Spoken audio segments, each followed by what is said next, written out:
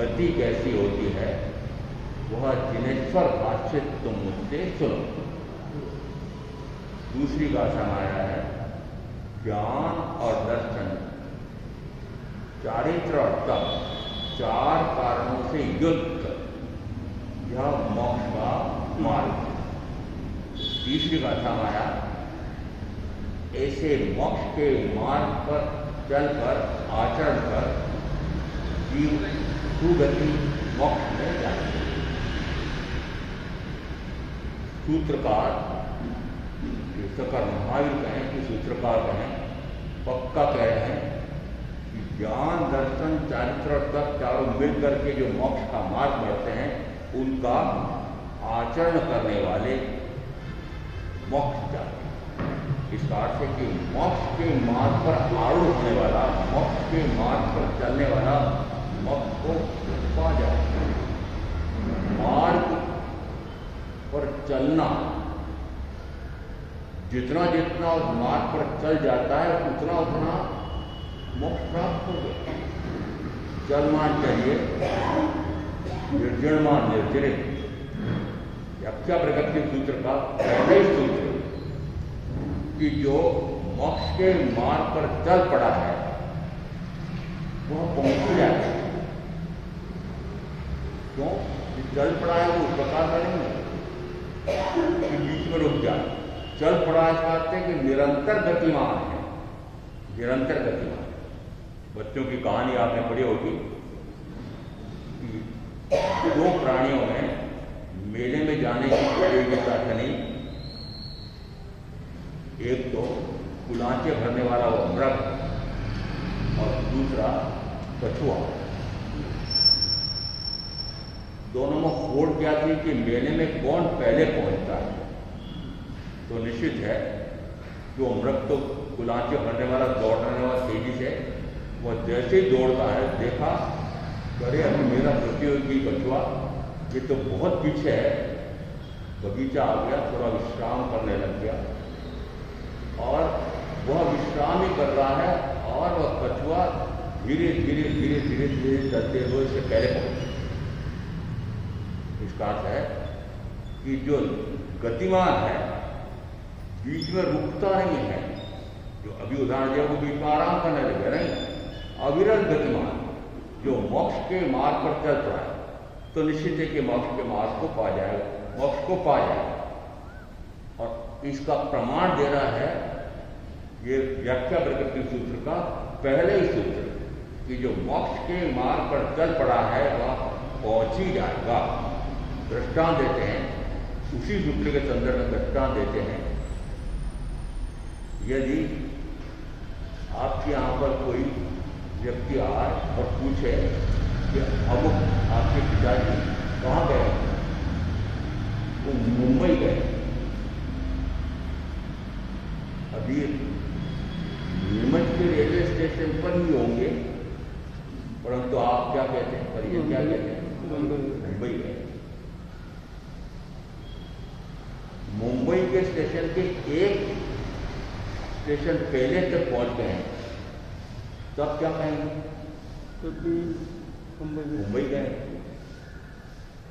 इसका अर्थ है कि जो चल पड़ा है तो निश्चित माना कि धीरे धीरे चलते चलते वहां पहुंच जाएगा। एक ऐसा चलना हुआ है कि उसके सन्निकट पहुंच गया है, एक ऐसा चलना हुआ है कि अभी चला ही है, परंतु जो अविरल गतिमान है वह निश्चित रूप से पहुंच ही जाएगा। इस अपेक्षा से कहा है कि तीसरी का शब्द आया आनंद दर्शन केवल चित्तम च सोधा एयम मक्कम मणुपत्ता, एयम मक्कम मणुपत्ता यानी दीवा बच्चती सब गई। ऐसे इस ज्ञान दर्शन चारित्र तर्क मोक्ष तब रूपी मोक्ष के मार्ग पर चलकर जीव, अब शब्द यहाँ विचित्र दिया है, सुगति में जाते हैं। स्थानांत सूत्र में सुगति दुर्गति का 4 में वर्णन आ रहा है कि मनुष्य गति और देव गति ये दो सुगतियां हैं और नरक गति और शेष गति दो दुर्गतियां हैं। दूसरी अपेक्षा से और व्याख्या आई है और उसमें आया है कि जो एकांत दुर्गति है उसको तो हम नरक गति त्रित गति कहते ही हैं, परंतु देव दुर्गति और मनुष्य दुर्गति ऐसा भी आया। 4 भेद दिए हैं दुर्गति में, 4 नरक, तिरक, मनुष्य दुर्गति और देव दुर्गति। कि मनुष्य में तब भी दुर्गति है। दुर्गति कैसा अपेक्षा है? यदि आपने कभी देखा हो कि मनुष्य होकर के भी वह रेलवे स्थानक के आसपास कहो, बस स्थानक के आसपास कहो, न धर्म पड़ा हुआ है, मूर्छित जैसा पड़ा है, लोग कोई भोजन डाल जाते वो भी पड़ा है, वह कुछ खाता है कुछ खाता नहीं पता नहीं लग रहा है, और मल पड़ा है तो वहां पर वो भी पड़ा है। ये तो मनुष्य जीवन कैसा जी रहा है? नारकीय।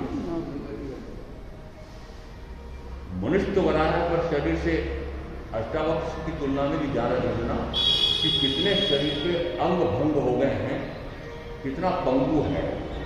यहां तक कहना कि कुछ इंद्रियों का तो विकास ही नहीं हुआ है, बुद्धि का विकास हुआ, मंद बुद्धि है, मंद बुद्धि नहीं पागल है। और मनुष्य होकर के भी यदि इस प्रकार का है तो क्या माना कि तिरक जैसा दुख पा रहा है, तो मनुष्य होकर के भी नरक का निर्यन इस प्रकार से दुखी पाता है, दुखी होता है, वैसा मनुष्य भी दुखी हो रहा है। जैसा तिरक दुखी होता है उसी प्रकार से यह मनुष्य गति में आने वाला मनुष्य भी उस प्रकार का दुख पा रहा है, तो उसको स्थाना सूत्रकार कहते हैं। यह मनुष्य दुर्गति। और अब दूसरा दिया देव दुर्गति।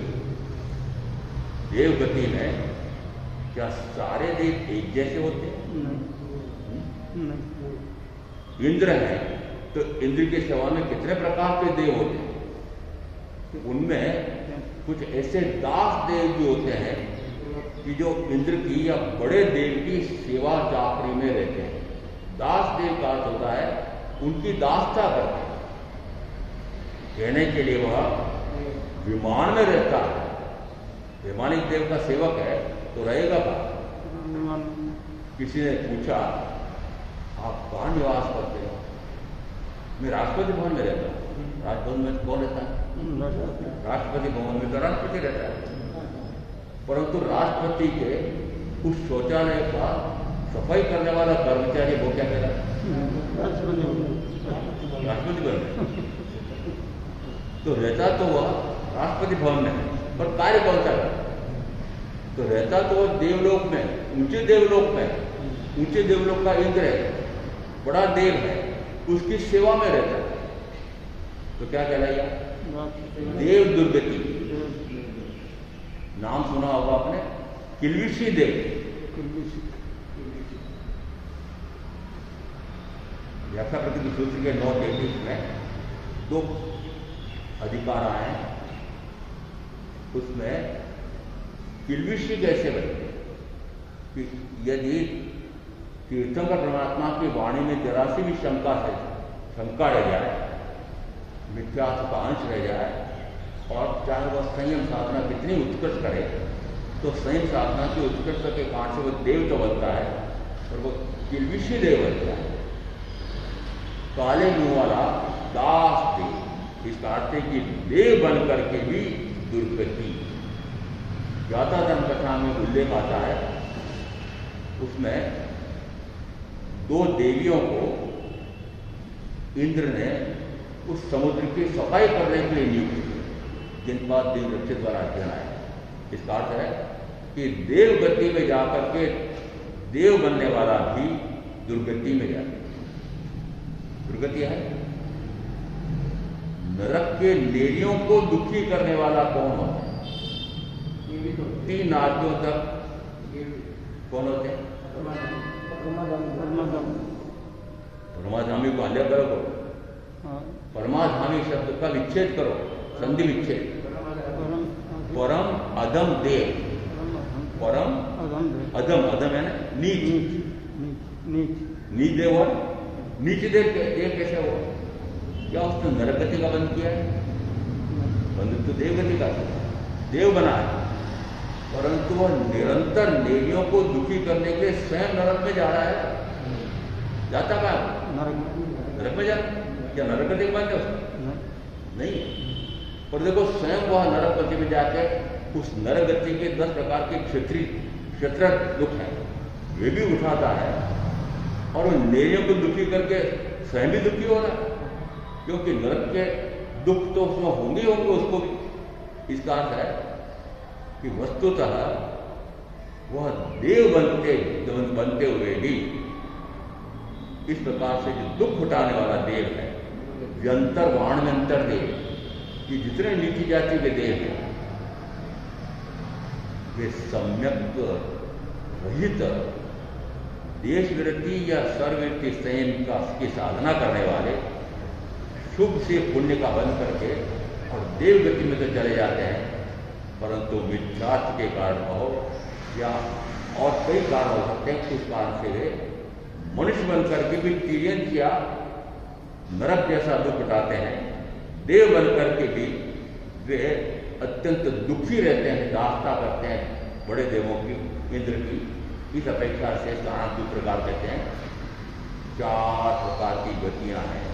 उसमें कहा एक नरक गति, एक किरण गति, एक देव दुर्गति और एक मनुष्य। इस कारण 4 प्रकार से वेद ऐसे किए हैं। फिर 4 प्रकार के वेद अलग प्रकार से किए हैं। उसमें चौथा भेद दिया है राम, इसमें आया कि सुगति में जाते हैं। तो सुगति शब्द वस्तुतः गति से मुक्ति को भी सुगति कहते हैं। इस अपेक्षा से यहाँ एयम मक्कम अनुपत्ता जीवा गच्छन्ति सुख गई, तो यहाँ पर स्वर्गीय सुख प्राप्त करता है ऐसा अर्थ में निकलता है, और वह मोक्ष को प्राप्त कर लेता है ऐसा अर्थ में निकलता है। 5वें आर्य की स्थिति बात बताओ, कितना ही भरसक पुरुषार्थ करके वह ज्ञानपूर्वक सम्यक प्रकट कर लेता है, अनंतानुमति कषाय को क्षीण कर, और आगे फिर अप्रत्याख्यानवाणी कषाय को क्षीण कर सर्ववृत्ति संयम ग्रहण कर लेता है, और 5 महाव्रतों का निरतिचार पालन करता है, 5 समितियों का सावधानीपूर्वक पालन करता है, मन वचन काया को अप्रसक्त भाव में नहीं जाने देता है, और ऐसा करते करते 4था क्रम का कषाय है अनंतानुबंधी क्रोधमान नायक, अप्रत्याख्यानावरणी क्रोधमान नायक, प्रत्याख्यानावरणी क्रोधमान नायक। अनंतानुबंधी कषाय को क्षीण कर देने वाला गुणस्थान अपेक्षा से कहा जाता है, वह 4थे गुणस्थान का है। जिसने अप्रत्याख्यानावरणी कषाय को क्षीण कर दिया है वह व्रत ले लेता है, 5वां गुणस्थान। जो प्रत्याख्यानावरणी कषाय को भी क्षीण करता है, कर रहे हो? प्रत्याख्यानावरणी कषाय को क्षीण करना चाहते हो?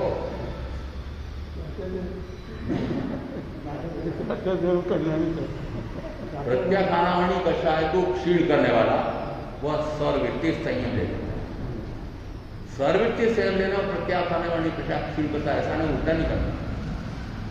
इस प्रकार के कषाय को क्षीण करने वाले को भाव आता है कि मैं घर परिवार में कर्मारंभ में क्यों पड़ा रहूं, तो वह घर का परिवार सारा परिग्रह कर्मारंभ का कार्य, यहाँ तक कि वह स्थावर काय के जीवों की भी लेश मात्र हिंसा नहीं करूंगा, इस प्रकार का निश्चय करके वह सर्ववृत्ति संयम ले लेता है। उसको हम कहते हैं 6ठा 7वां गुणस्थान। 3 चोकड़ी कषाय का अभाव कर दिया, और अब वह 4थी चोकड़ी कषाय है निरंतर इस प्रकार की संयम की साधना आराधना करते हुए संजन कषाय को मंद से मंदतर मंदतर मंदतर मंदतम कर देता है।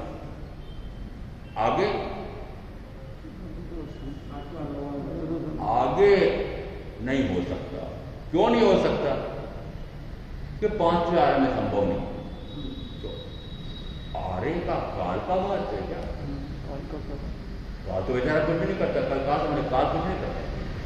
काल की साक्षी में मनुष्य मात्र गणना करता है, इस साक्ष्य की काल करता कुछ नहीं है।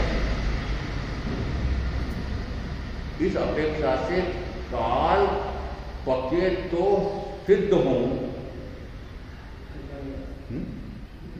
काल पके तो सिद्ध हों। तो काल के पक्के पर सिद्ध होता है कि सिद्ध होता है तो काल पक गया ऐसा माना जाएगा। सिद्ध होता है तो पांचवें आर्य में जन्म लेने वाले भरत चक्र में ऐसे मनुष्य होते हैं कि जो इतना पुरुषार्थ नहीं कर सकते कि संजलन प्रसाद को भी क्षीण कर दें, नौ प्रसादों को भी क्षीण कर दें और उसी बल में मोक्ष चले। तो उसमें काल की बाधा नहीं मानना। इस काल में इस प्रकार के ही जीव उत्पन्न होते हैं मनुष्य रूप में कि इतना पुरुषार्थ कर ही नहीं सकता। और इस अपेक्षा से कहना कि वर्तमान के पांचवें आर्य में भी कितने साधना हो सकते, ये जीवा गच्छन्ति सोगई, तो कितने साधना वर्तमान में कौन कितनी साधना हो सकती है। अब सोगई का अर्थ यहाँ पर एक बताया कि सोगम यानी सदगति मोक्ष ऐसा अर्थ ही आया, परंतु वर्तमान में अब वर्तमान की अपेक्षा से इसका अर्थ क्या है, वो स्वर्गीय सुख प्राप्त कर। इसका अर्थ हुआ कि देव गति में तो चला जाता है, देव गति के सुख तो भोगता है कहा जाता है। क्यों? क्योंकि राजपट्टी सूत्र में आया है वे सूर्याब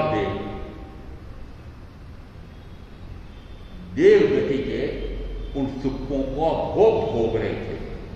मैंने कहा जिस समय सम्यक हो गई थी और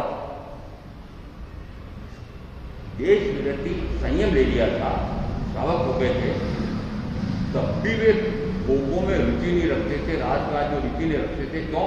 क्योंकि ज्ञान और सम्यक भोगों में रुचि होने नहीं देता है। तो जब पूर्व के भाव में तो वो भोगों में रुचि नहीं रखते थे, तो अब ये उस भाव के बाद देव गति में गए तो सूत्रकार कहते हो उन भोगों का भोग रहे थे। वस्तुतः व्यवहार से कहा जाए तो कहा जाए वे देव गति का देव जो सम्यक से लेकर के गया हो, चाहे सामान्य सम्यक तो हो चाहे शायद सम्यक, वह सम्यक की देव नए कर्म नहीं बढ़ा सकता। तो वहां आश्रय भी नहीं है, निर्जरा व्यक्ति यथास्थिति है ना, देव गति के सुख का भोग भरे हो गए तो आश्रय बंद हो जाएगा। निर्जरा कर सकता है कि निर्जरा भी नहीं कर सकता। कहां तक कहा जा सकता है कि सर्वार्थ सिद्धि का देव भी जगन्य और उत्कृष्ट 33,000 रूपम तक निरंतर आत्मचिंतन, आत्ममनन, आत्मचिंतन, आत्ममनन करता है, परंतु रमण नहीं। ज्ञान दर्शन जानना देखना ऐसा तो हो सकता है, परंतु स्वरूपाचरण चारित्र हो सकता है नहीं? न तो द्रव्य चारित्र हो सकता है, भाव चारित्र। द्रव्य चारित्र है ये जो वेश रूप बाह्य रूप में आपने चारित्र ग्रहण कर रखा है उसको कहते हैं द्रव्य चारित्र। और द्रव्य चारित्र को मुक्ति का साधन नहीं माना है, भाव चारित्र से चाहिए। तो फिर पहले द्रव्य चारित्र लें कि भाव चारित्र लें? निश्चित मानना कि भाव चारित्र भावों में पक्का हो गया है कि मुझे तो अब ऐसी साधना करना है कि मोक्ष हो जाए, इस प्रकार का भाव आते से ही भाव चारित्र आ गया ऐसा मानना। और भाव चारित्र आ गया है तो द्रव्य चारित्र भी आ जाता है। द्रव्य चारित्र तो आ जाए परंतु भाव चारित्र आज न भी। वर्णन मिलता है कितनी साधना हो सकती है, तो उसमें एक दृष्टांत किसका दिया? दृष्टांत दिया अभव्य का, कि एक अभव्य भी कितना ज्ञानार्जन कर सकता है तो कहा 9 पूर्वों से अधिक और 10 पूर्वों से न्यून तक का ज्ञान कर सकता है। यदि इतना ज्ञान हो जाए तो फिर उसकी व्याख्या भी इसी प्रकार से कर सकता है जैसे तीर्थंकर कर रहे हैं। परंतु स्वयं को ज्ञान हुआ कह नहीं सकते। क्यों? अभव्य का उदाहरण कि स्वयं तो स्वयं को जान नहीं पाता है, स्वयं को देख नहीं पाता है, स्वयं का मिथ्या मान्यता का भाव टूट ही नहीं सकता, उसका अभव्य है। इसका अर्थ है अभव्य होते हुए भी वह ज्ञान कितना प्राप्त कर सकता है? 10 पूर्वों से न्यूनतम का ज्ञान। यहां जो आ रहा है प्रथम 2 गाथाओं में मोक्ष मक्ख गहन तत्व सुने जिन भाष्यम चौकार संयुक्तम नान दर्शन लक्षणम, ज्ञान और दर्शन लक्षणों वाला 4 कारणों से युक्त मोक्ष के मार्ग पर गति कैसे होती है वह तुम दिनेश्वर भाषित मुझसे सुनो। यहां शब्द ज्ञान दर्शन 2 आए, लक्षण। दूसरी गाथा में आया है ज्ञान दर्शन चारित्र और तप। ये 4 कारण हैं। इसके कारण और लक्षण तो भारी अंतर। कारण तो हो पर कार्य सिद्धि हो ना हो, कारण तो हो परंतु कार्य की सिद्धि हो ना हो। ज्ञान तो इतना कर लिया परंतु आत्मज्ञान नहीं। आगम सूत्र कहें यदि उसको इस प्रकार का ज्ञान तो हुआ है, इतना ज्ञान हुआ है, आत्मा का इतना ज्ञान तो कर दिया है, परंतु क्या उसको आत्मज्ञान हुआ? आत्मज्ञान हो न भी हो, आचाराम आदि का ज्ञान, आचाराम आदि का ज्ञान यह निश्चित है कि आत्मज्ञान का मूल कारण है। परंतु कारण तो हो परंतु कार्य की सिद्धि हो न। आचाराम आदि का ज्ञान तो हो परंतु आत्मज्ञान हो न भी। नव तत्वादि का श्रद्धान तो हो, श्रद्धान वह आत्मश्रद्धान करा सकता है। नव तत्व आदि में आत्म तत्व भी है, 8 अनात्म तत्व भी है। 9 तत्वों का श्रद्धान किया, 9 तत्वों को जाना समझा और उनका श्रद्धान किया, परंतु आत्मश्रद्धा हो न भी हो। इसका अर्थ है 9 तत्व का छोटा टुकड़ा, 9 तत्व का बड़ा टुकड़ा खूब रहते हैं, परंतु वास्तव में उनका जो स्वरूप है उस स्वरूप का जानना करके और स्वरूप ज्ञान हुआ क्या, स्वरूप दर्शन हुआ क्या कि उन 9 तत्वों का तो खूब भेदाभेद जान ले, परंतु स्वरूप स्व का ज्ञान और स्व का दर्शन, आत्मा का ज्ञान और आत्मा का दर्शन, आत्मा को आत्मा का ज्ञान और आत्मा का आत्मा का दर्शन हो न। तीसरा दिया 5 महाव्रत ग्रहण रूप चारित्र। यह स्वरूपाचरण चारित्र हो सकता है, परंतु 5 महाव्रत तो हो जाए परंतु स्वरूपाचरण चारित्र हो न। 5 महाव्रत तो हो जाए, 5 महाव्रत तो ग्रहण कर ले, परंतु स्वरूपाचरण चारित्र हो न हो। इन दोनों का उदाहरण, एक तरफ मैंने कहा कि अभव्य भी इतना ज्ञान कर सकता है, अभव्य भी चारित्र में कहां तक हो सकता है कि इंद्रपुत्री गौतम गणधर जिस प्रकार का चारित्र पालते हैं उस प्रकार का चारित्र, द्रव्य चारित्र वो पालन करता है। ज्ञान कितना कि 10 गुणों से न्यून तक का जानना उसका हो रहा है।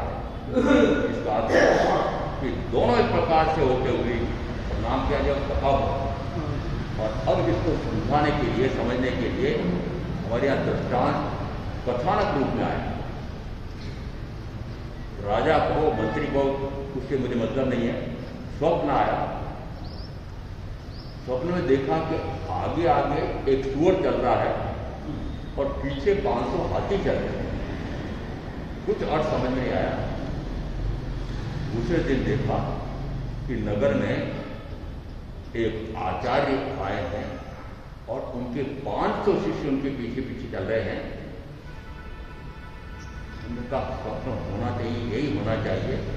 परीक्षा करने के लिए उन्होंने क्या किया कि स्थानक के आसपास चारों तरफ उन्होंने कोयले की बजरी बारीक चूड़ी वो बिछा दी।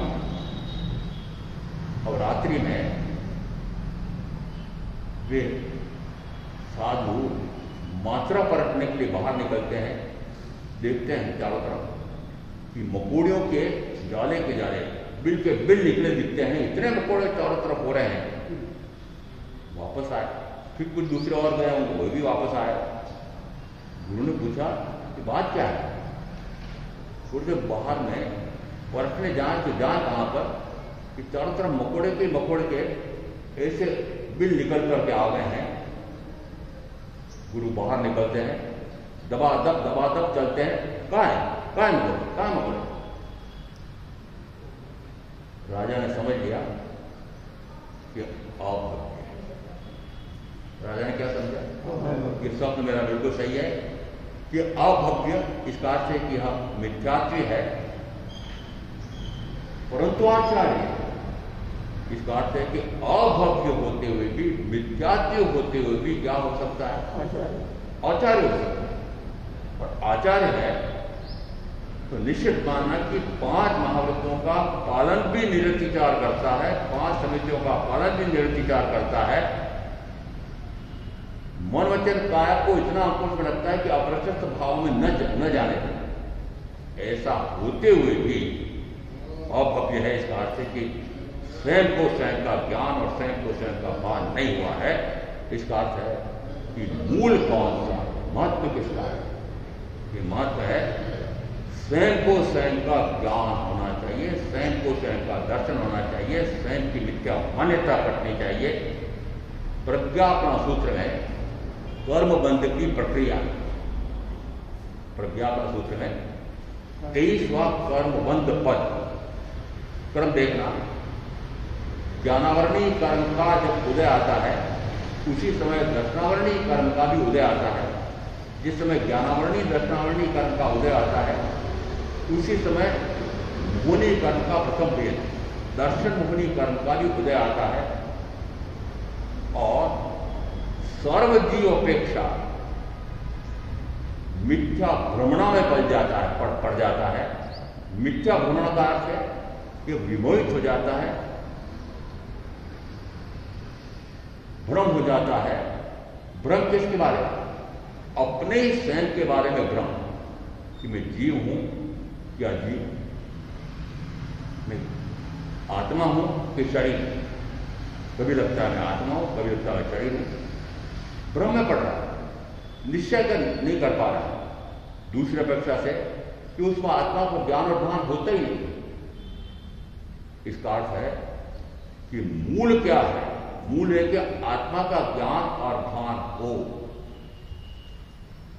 शब्द देखना कि जिस समय ज्ञानावरणीय कर्म का उदय आता है उस समय दर्शनावरणीय कर्म का भी उदय आता है। अब ये ज्ञानावरणीय कर्म क्या है और दर्शनावरणीय कर्म क्या है? 4 भांति कर्म कहे गए, ज्ञानावरणीय, दर्शनावरणीय, मोहनी, अंतरा। इन 4 कर्मों से मेरे 4 गुणों में हानि हो रही, घात। मेरे निज गुण में घात करने वालों को घाती करते हैं। निज गुण में घात करना शब्द क्योंकि घात आया तो मैं घात बोल रहा हूं। गुणों की घात तो होती है हानि मान है। ज्ञान गुण की हानि करने वाला ज्ञानावरणीय, ज्ञान गुण में हानि करने वाला कौन हो? ज्ञानावरणीय। दर्शन गुण में हानि करने वाला दर्शनावरणीय कर्म।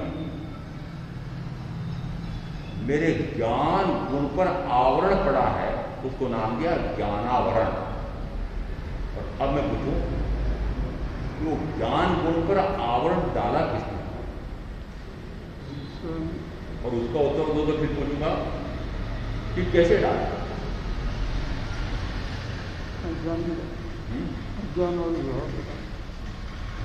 अज्ञान में जाना चाहिए।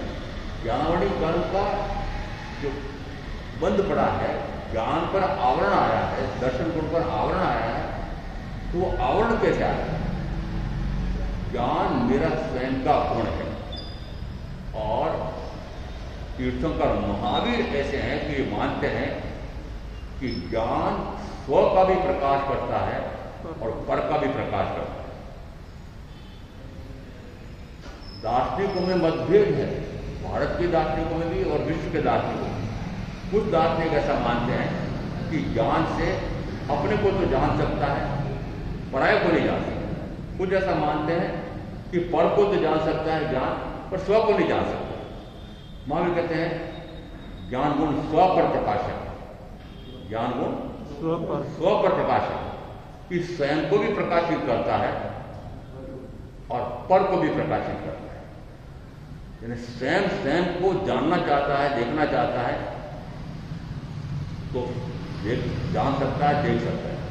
शरीरादि को जानना चाहता है, देखना चाहता है तो उनको भी जानना देखना हो सकता है। इसका अर्थ है कि स्व को भी जानने की शक्ति है और पर शरीर आदि को जानने की भी शक्ति है। और अब मैं पूछ रहा हूं कि इस ज्ञान गुण, इस अनंत ज्ञान गुण, इस केवल ज्ञान गुण पर आवरण डाला किसने?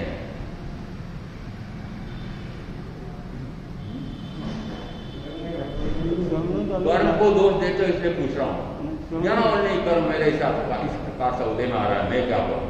अरे कर्म को दोष देते, उस कर्म का उपार्जन किसने किया? उस ज्ञान गुण पर आवरण डाला किसने? ये ज्ञान गुण पर आवरण अनादि से, ये भी बता रहा। केवल ज्ञान या अनंत ज्ञान सत्ता अपेक्षा से, गुण अपेक्षा से मेरे पास अनादि से, परंतु उसी ज्ञान गुण, केवल ज्ञान गुण पर पर्दा भी अनादि से है। अनादि से एक अर्थ है कि अनंत काल से मेरे ज्ञान गुण पर आच्छादन हो रहा है। जिस समय दोपहर का, जेठ महीने का दोपहर का काल है, सूर्य तप रहा है, प्रकाश है तेज, थोड़ी देर बाद धीरे धीरे लगता है बादल आ गए हैं, बादल बढ़ते बढ़ते सफेद हो गए हैं, पूरे आकाश में आच्छादित हो गए हैं, वो काले हो गए हैं, फिर एकदम पूरे काले हो गए हैं। लगता है रात्रि होने वाली, ऐसा लगता है अंधेरा अंधेरा हो गया। लगता है वो अंधेरा क्यों हो रहा है? सूर्य तो तप रहा है, तो अंधेरा कैसा मालूम पड़ रहा है? कि उस सूर्य के और हमारे बीच में बादल आ गए। वो बादल ने सूर्य के प्रकाश को, सूर्य के ताप को रोक दिया। तो बादल के स्थान पर लेना ज्ञानावरणीय कर्म, दर्शनावरणीय कर्म, ये तो बादल माना। और सूर्य किसको माना? ज्ञान सूर्य मैं। आत्मा कैसा है? अनंत ज्ञान गुण संपन्न, केवल ज्ञान गुण संपन्न। पर उस ज्ञान से वो अपने आप को जान क्यों नहीं पाता है, अपने आप को देख क्यों नहीं पाता है? कि बादल रूपी कर्म का आवरण बना। यदि अनंत काल से मेरे उस ज्ञान गुण पर आवरण पड़ा हुआ है, तो फिर वो उस आवरण का प्रभाव तो उस आत्मा पर पड़ा ही होगा।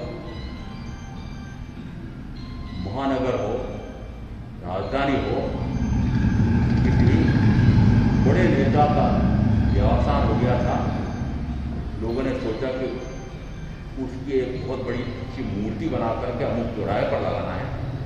मूर्ति बन गई, चौराहे पर स्थापित कर दी, उसके ऊपर एक कपड़ा रख दिया काला।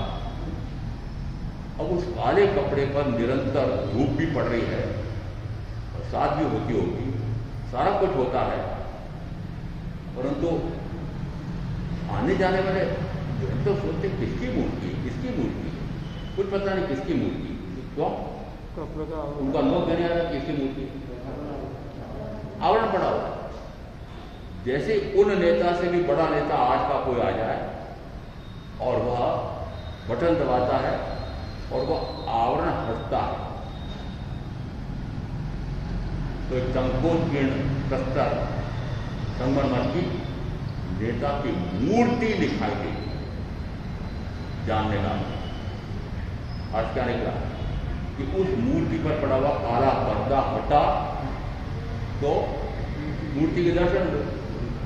उसी प्रकार से ये ज्ञान सूर्य आत्मा कितना जाज्वल्यमान प्रकाश है आत्मा के स्वयं के ज्ञान में, वह लोकालोक को जान सकता है। ऐसा जो ज्ञान है, परंतु उसी ज्ञान के उपयोग करूं तो करूं कहां से, उस पर आवरण पड़ा होता है।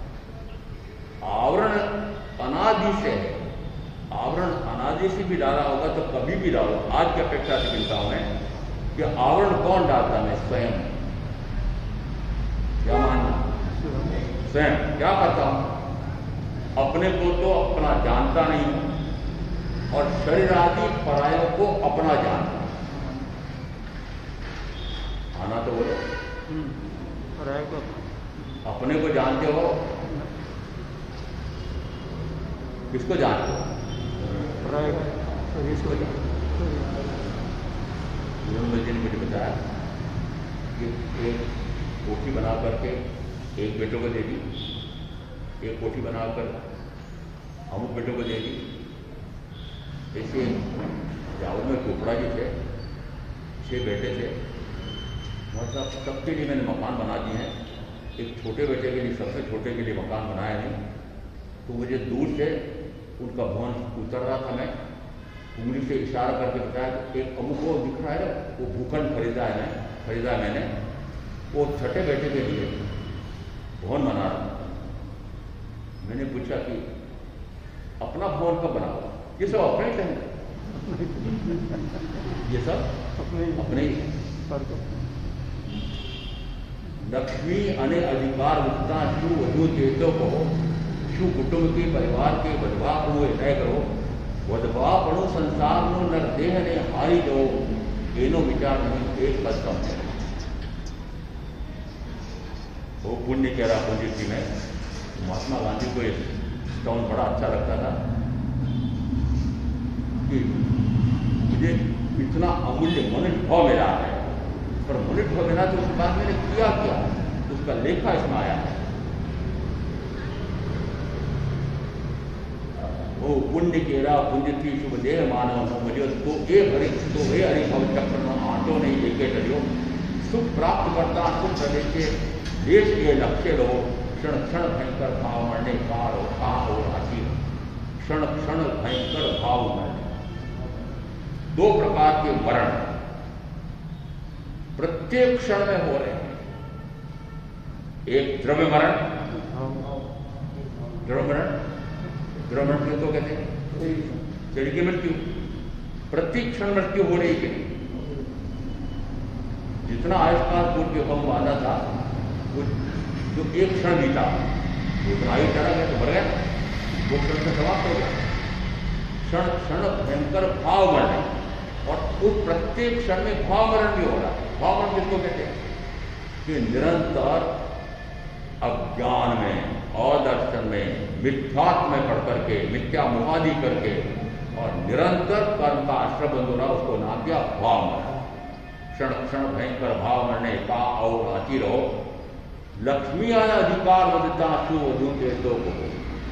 जब मैंने पूछा भाई क्या उन्नति की, यदि मैं पूछता हूं देश लहरा जी को कि क्या 6 साल बाद आया हूं, क्या उन्नति हुई, वहां वो पोता हो गया था, उसकी शादी हो गई है।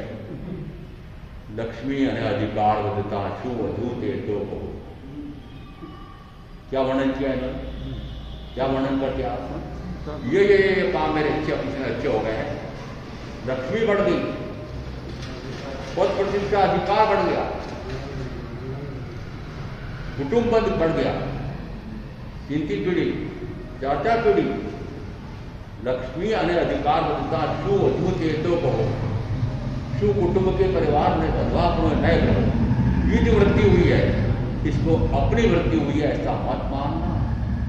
आत्मा की तो इससे हानि, क्यों?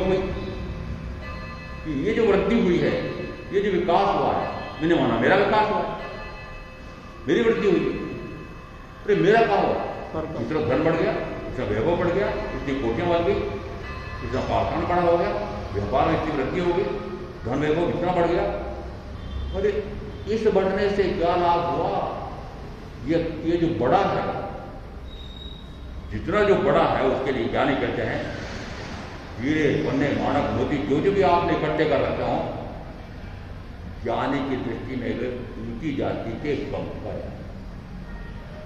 ज्ञानी की दृष्टि में ऊंची जाति के कंकर। हीरा जिसकी कीमत मुझे बताया, लाल वन में तमाशा किया था जयपुर में मैंने, महाराज हमारे तो मुट्ठी में करोड़ों रुपए, मुट्ठी में करोड़ रुपए कहां से हुई? बोले एक हीरे की कीमत कोई 50 लाख करता, कोई 1 करोड़ करता, कोई 5 करोड़ कर ले, 10 करोड़ कर ले, उसी हीरे की कीमत भारतीय होना चाहिए। तो हमारे तो मुट्ठी में करोड़ों रुपए। इसका अर्थ है वो जो हीरा जिसकी कीमत आप 50 करोड़ गिन लो, और महारानी एलिजाबेथ के मुकुट में जो 2 टुकड़े करके लगे हैं वो कोहिनूर की कीमत दबा है, लक्षात की कीमत। और ये तो बताओ कि वो कोहिनूर हीरा बना किससे? कि कोयले से। किससे बना? बड़े हीरे बनने करने वाला बहनों से पूछ रहा हूं, किससे बना हो?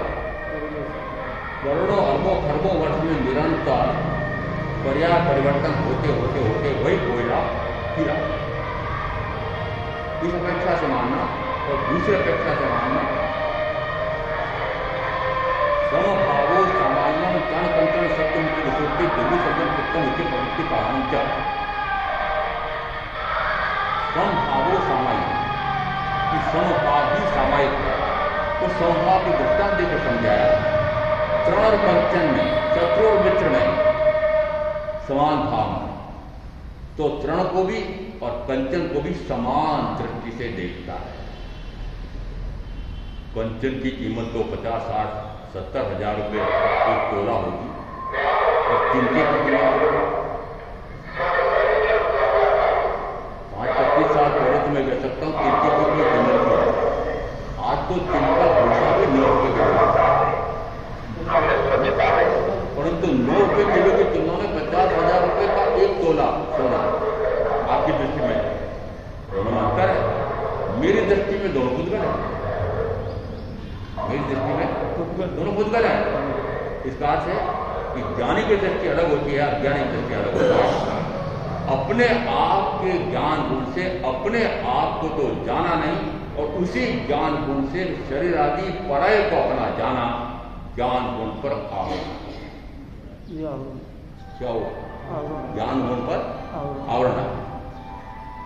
अपने को तो अपने रूप देखा नहीं, और शरीर आदि को अपना जाना, अपना देखा, दर्शन गुण पर आवरण।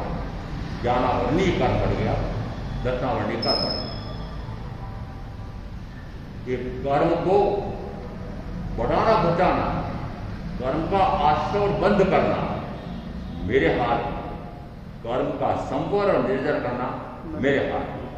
आश्रय बंद के लिए निमित्त आपके पास घर परिवार में जो निमित्त आपको रागी देशी मोही मिले हुए हैं, वे आश्रय बंद कराने वाले हैं, और संवर निर्जरा के निमित्त हैं ज्ञानी और ज्ञानी के वचन। आप किसका कौन सा निमित्त पकड़ते हैं? कौन से निमित्तों से घिरे हुए हो?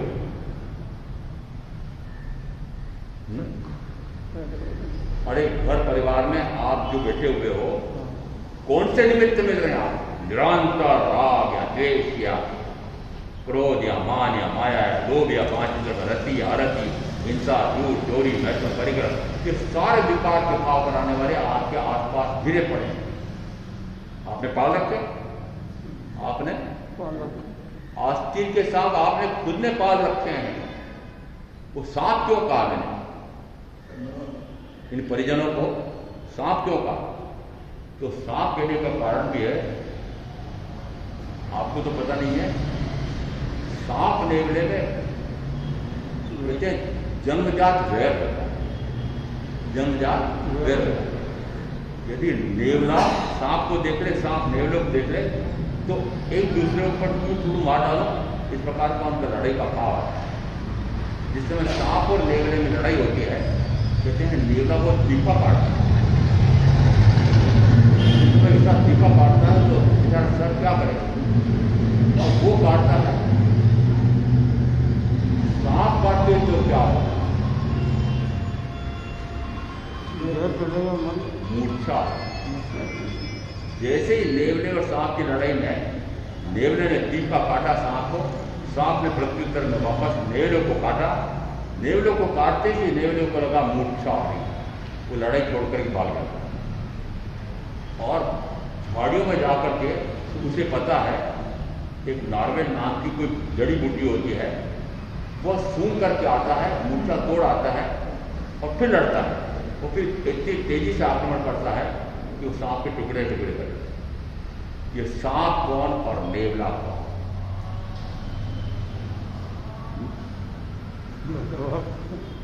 ये जितने आपने परिजन पाल रखे हैं वो सारे आपके आस्तीन के सांप निरंतर आपको मुंह में मूर्छित कर रहे हैं।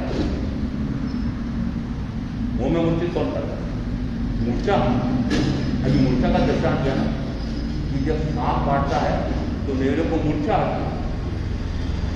तो आस्तिक के सांप आपके परिजन, जिसमें वो आपको मोह कराते हैं, इस प्रकार की चर्या करते हैं कि आप मोह में आसक्त हो जाते हैं, तो कहा जाता है मोह रूपी मूर्छा आती है। कहां टूटेगी?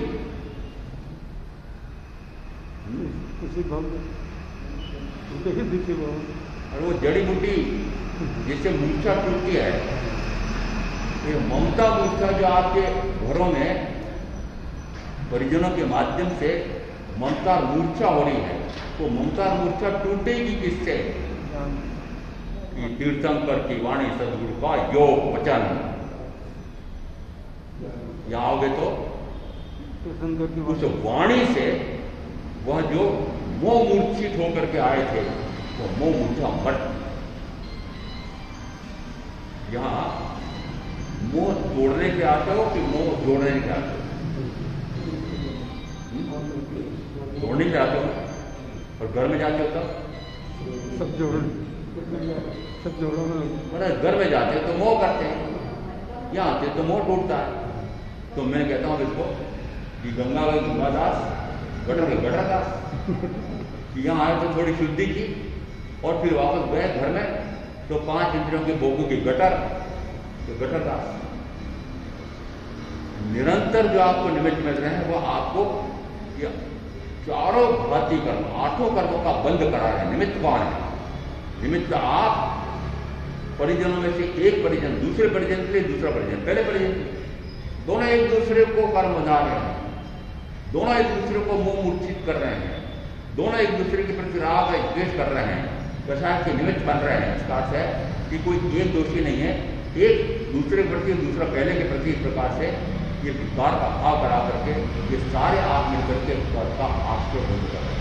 कि कर्म का बंध यदि नहीं करता हूँ, कर्म का संवर निर्जरा यदि नहीं करता हूँ, इसका आप मानना कि जो अपने पूर्व के कर्म बांधे हुए हैं, मानना को मैंने स्वयं ने बांधे हैं। जिसमें उदय में आते हो उस समय रोते झींकते हो, अरे जिसमें हंसते हंसते बांधे थे अब आता उदय में आता है तो रोते झींकते हो, अरे ऐसा मेरे दर्द क्यों आ गया, ऐसा मेरे इस प्रकार की स्थिति कैसी हो गई। अरे हो कैसे भी अपने पूर्व के कर्म का दुख फल आया है ऐसा मानो। यदि कर्म का सुफल आता है तो आप मजा लेते हो, कर्म का दुष्फल आता है तो दुखी होते हो, नए कर्म मानते हो। यदि कर्म का सुफल आने पर आप अप्रभावित रहें तो वह पूर्व का कर्म आया, आप अप्रभावित रहे, पुनः रागादि विकार नहीं किया तो वह पूर्व का कर्म निर्जित हो गया, नया बंधा नहीं। यदि पूर्व का असाता यदि कर्म का उदय आया, आप दुखी नहीं हुए, वह कर्म जो निर्जित हो गया, नया कर्म बंधा नहीं है। ये मनुष्य को मात्र इसके लिए मिला है कि पूर्व कर्म तो झाड़ दूं और नए कर्म का बंधन नहीं करूं। थोड़ा सा एक विशेष प्रसंग है, उसकी भी चर्चा करने आज बताया।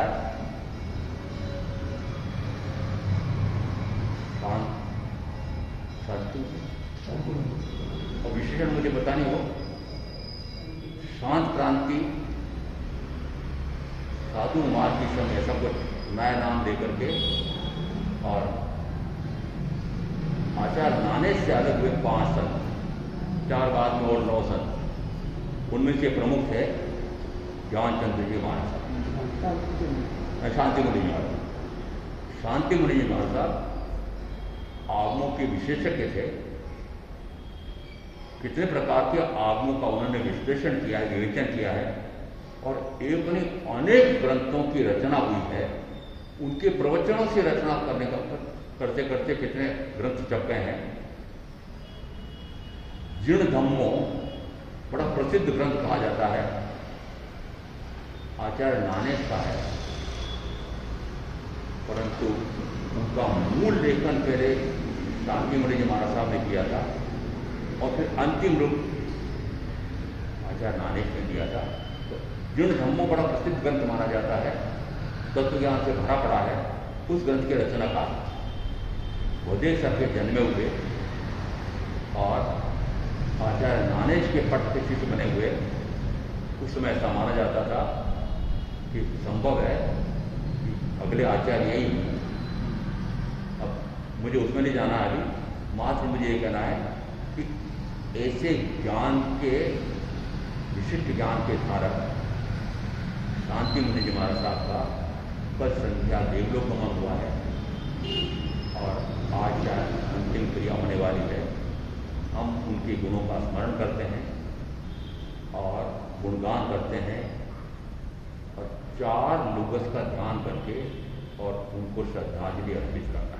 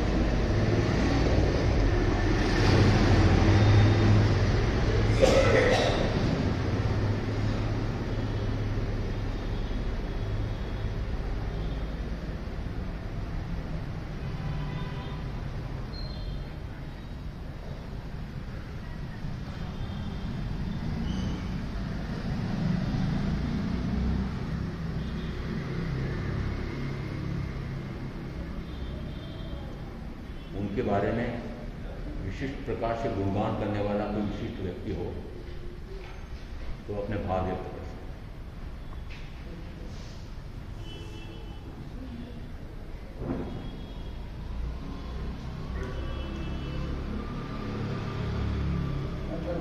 भगवान महावीर स्वामी आचार्य का जैसा कि लगभग सबको निश्चित हो चुका है, कल रात्रि को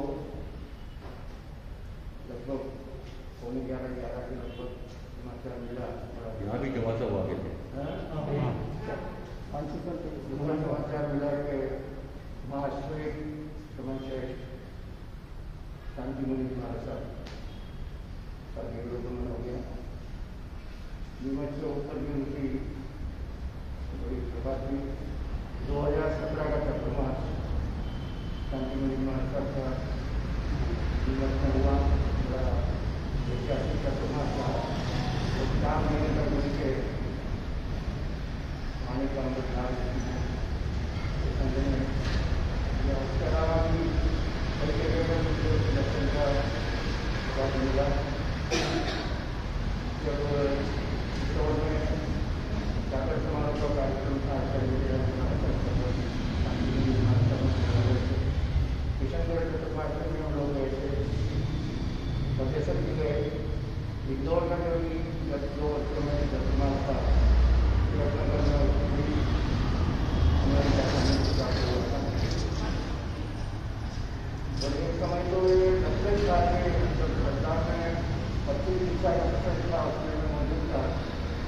शांति महाराज सब जगहों से ध्यान करके उग्र ध्यान करके जब रतलाम की ओर उनका पदार्पण हो रहा था तो इतना उत्साह था लोगों में कि भारी उत्तराधिकारी फातिमा मिशन के मतलब जम्मू से उग्र विभाग करके आध्यात्मिक सेवा में वहाँ पर हो रहा है, वो नज़ारा ही अलग था।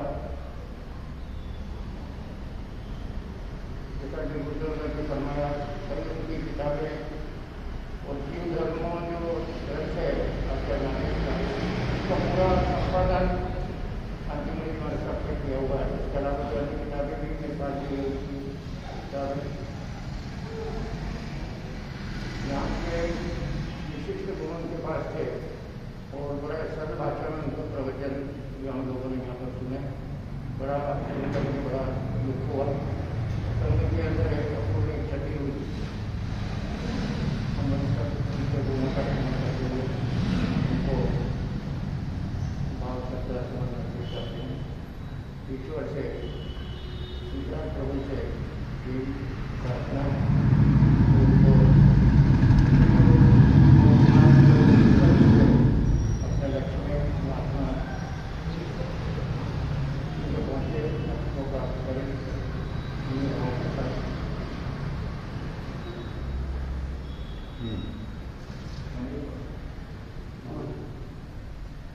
बोलना चाहिए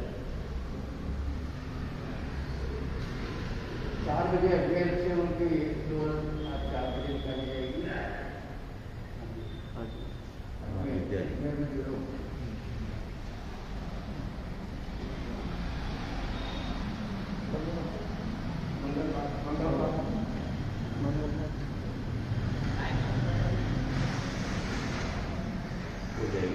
चत्तारि मंगलम अर्यंता मंगलम सिद्धा मंगलम साहू मंगलम केवली प्रणतोदो मंगलम चत्तारि लोगोत्तमा अर्यंता लोगोत्तमा सिद्धा लोगोत्तमा साहू लोगोत्तमा केवली प्रणतोदो लोगोत्तमा